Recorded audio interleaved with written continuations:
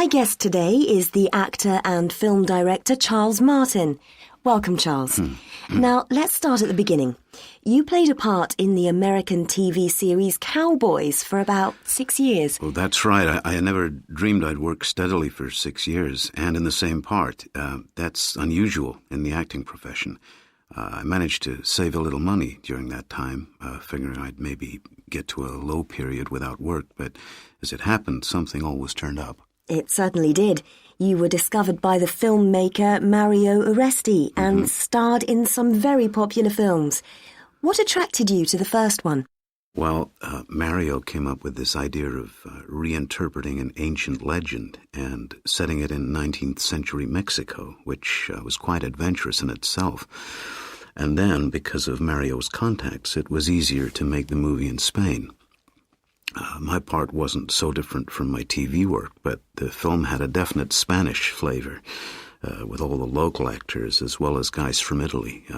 Very exotic for a young American guy. Now, your style of acting was very quiet, almost silent. Did people understand what you were doing? I think the producers were concerned initially. I had this image of how my character, Miguel, should be, and I persuaded them to cut a lot of dialogue from the original screenplay. In movies today, there are so many close-ups that you can do a lot without having to say much, if you know what I mean. Unlike the old silent movies where actors felt obliged to overplay everything. Perhaps they figured audiences wouldn't understand unless they used exaggerated gestures and expressions. In your next big film, The Good Cop, you played a very angry young man. Yeah. How much of that was acting? Well, people suggested all sorts of reasons for my anger, which I found rather surprising. I certainly have an ability to express anger. It's part of my job. It was an exciting detective story which was making some relevant points, and it was a welcome change from what I'd been doing. Later, you turned to directing. Was that something you'd wanted to do for a long time? Yeah, but I had to wait for the right opportunity with the film just for a laugh. You got your friend, John Dawson, who'd directed you in several films, to act in just for a laugh. Was it because you were nervous about directing? Well, that was what everyone said. What I felt, though, was that he'd become a better director if he had to be an actor for a change, just as I became a better actor by getting behind the camera. I used to joke with John that if I got stuck when I was telling the actors what to do, he'd be there to help out.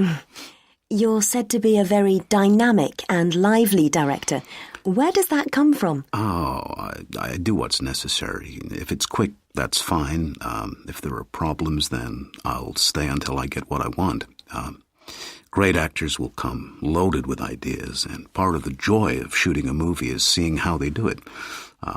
It's like conducting an orchestra. The first time you hear the music that you've just seen as notes on a page, some sections surprise you. Everyone's surprised that your movies are completed on time and within budget. How do you do it? Well, I've been around a lot of movie sets as an actor where so much time was wasted from having to repeat scenes so many times. My way is everybody comes prepared with their lines learned, and they know there'll only be 1 or 2 takes of a scene, not 15 or 20. That way they remember how they acted, so that leads on smoothly to the next section.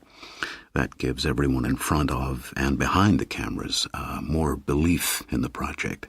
They work hard, but they have more time for themselves. So what's next for you?